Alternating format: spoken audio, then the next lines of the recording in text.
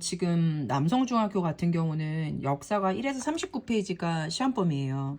근데 여기서 지금 차례를 보시게 되면 역사 의미와 역사 학습의 목적은 했고, 그 다음에 세계의 선사 문화니까 우리나라는 구석기 신석기 했잖아요. 인류하고 구석기 신석기, 그 다음에 문명 하고 나서 메소포타미아, 이집트, 인도, 상주, 그 다음에 춘추전국, 진한까지 나갔죠. 그쵸? 그리고 나서 우리가 어디 들어갔죠? 어제? 페르시아. 맞아요. 페르시아까지 한 게 39페이지입니다.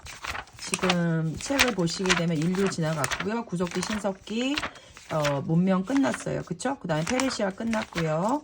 그 다음에 춘추전국, 진한. 여기까지가 39페이지 마무리가 됐습니다. 여기 페이지 중요하다고 말씀드렸어요. 그 다음에 이제 시험 범위가 154에서 163이 바로 제국주의, 즉 산업혁명, 그 다음에 제국주의, 그리고 제국주의로 인해 가지고 아프리카, 아시아가 먹히는 그런 과정들까지가 시험 범위인데요. 그리고 나서 뒷파트가 조금 한 두세 장짜리가 더 있어요. 근데 오늘은 여기 한번 들어가 보도록 하겠습니다. 교과서 154페이지입니다.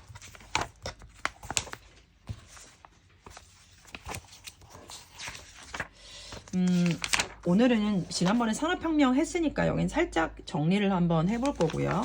산업혁명의 결과가, 그러니까 시험 문제의 패턴은 선생님 생각하기에는 산업혁명이 무엇인지, 그 다음에 시작 시점이 어떤 운동으로 인해서 시작이 됐고, 첫 번째 어떤 나라가 어떤 것으로 인해서 산업혁명이 시작되는가, 그리고 2차 산업혁명은 무엇인가, 산업혁명의 결과로 어떻게 되었는가. 그럼 산업혁명의 결과가 되게 중요한 게 왜 그러냐면 산업혁명의 결과가 바로 제국주의거든요. 근데 이제 제국주의가 어떤 건지, 그리고 그 제국주의의 지배 논리가 무엇인지, 그리고 나서 그 제국주의로 인해 가지고 서구 열강이 아프리카와 아시아를 어떻게 처묵처묵 식민지로 만들었는지, 이게 다 한 라인이에요. 그냥 시리즈거든요. 그냥 드라마예요. 1편, 2편, 3편, 4편, 5편, 6편에서 끝나는 모든 드라마거든요. 여기까지 163페이지고, 그리고 나서 니네가 어디로 또 들어가냐면, 잠깐만요. 페이지가 172에서 174예요. 172가 바로 뭐냐면 이제 중국이 근대화를 추구하거든요. 그래서 172, 173, 174페이지까지 되어 있습니다. 그래서 딱 중국에 해당되는 것만 3페이지 더 추가되는 것 같아요. 그래서 지금 오늘은 선생님이 산업혁명 여기 파트에서 제국주의 파트까지 들어갈 수 있으면 어찌됐건 갈 수 있는 데까지 한번 가보도록 할게요. 그래서 내일까지면 역사는 끝나지 않을까 싶습니다. 네, 그 다음에 이제 과학 진도를 또 나가야 돼서 들어가 볼게요. 우리가 산업혁명이라는 게 뭔지 알고 있죠?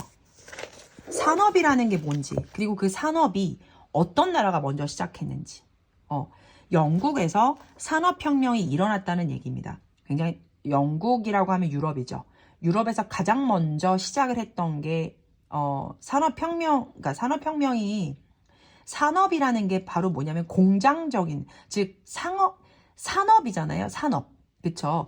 그러니까 뭔가를, 물건을 만들어서 사람들한테 팔았다는 거죠. 물건을 만들어서 사람들한테 팔았는데 그게 혁명을 일으켰다는 거야. 겁나 잘했고 겁나 많이 발전해가지고 돈을 많이 벌었다는 얘기겠죠. 산업혁명은 기계의 발명입니다.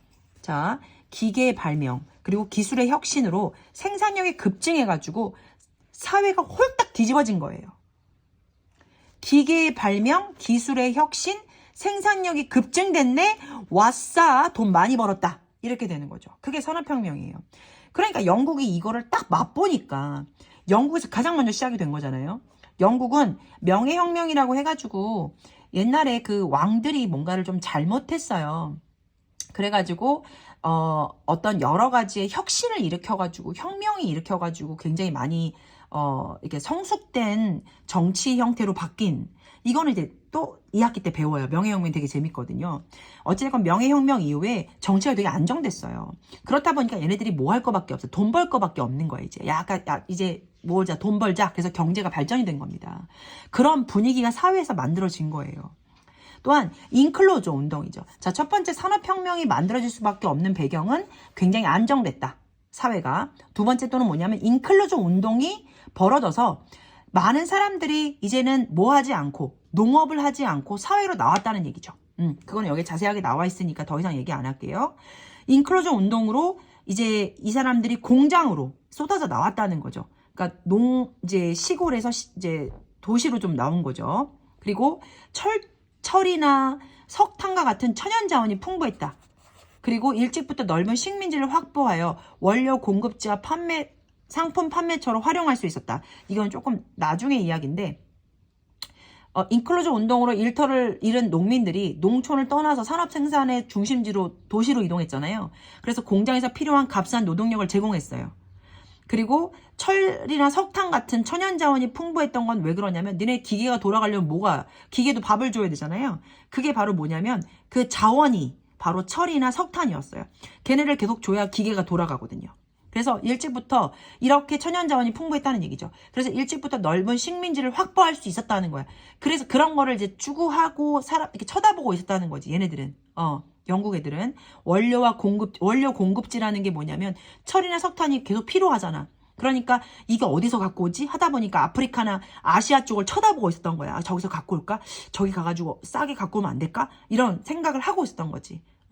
그래서 이런 게 바로 산업혁명의 배경이었다는 거고요. 그럼 산업혁명은 맨 처음에 면직물 공업에서 시작했다는 게 시험 문제 1번입니다. 면직물은 팬티나 어떤 속옷 같은 거예요. 그러면 면직물 공업에서 시작됐는데 면직물의 수요가 증가했다는 얘기는 사람들이 이걸 많이 샀다는 얘기예요. 저도 살게요. 수요가 증가하자 안 되겠다. 이거 기계로 바꿔야 될 것 같아. 그래가지고 실을 뽑는 방적기. 자, 면직물 공업에서 시작했고 기계가 만들어졌는데 그 기계가 바로 뭐냐면 실을 뽑는 방적기, 그 다음에 옷감을 짜는 방직기가 개발됐다는 거죠. 근데 이 방적기는 제니가 만들었어요. 그래서 계속 기술이 발전이 됐고, 그 다음에 방적기, 방직기 이거 발전이 되다가 갑자기 이제 이 기계를 이렇게 들어가려면 얘들아 기계한테 밥 줘야 된다고 얘기했잖아. 그치? 그 기관이 그런 걸 밥 줄 수 있는 게 어떤 기술적으로 뭔가 기술이 발전이 돼야 되거든. 얘네들을 맨날 철하고 석탄을 주면서 얘네들이 발전이 돼야 되는데 그 동력이 바로 뭐냐면 증기기관이었어. 증기기관이라는 거는 바로 이 철도를 움직일 수 있는 그런 동력이었는데, 물 끓이면 얘들아 뭐 칙칙폭폭 칙칙폭폭 갈 수 있는 게 바로 증기기관의 동력으로 가는 거거든. 물을 끓이면 그 물에 그 물을 끓여서 그 수증기가 되면서의 그 들썩들썩 뚜껑이 들썩들썩 하는 그게 증기야. 그 증기기관으로 인해서 기계가 돌아가는 거야. 그거는 제임스 와트의 증기기관으로 인해서 동력을 얻게 된 거야.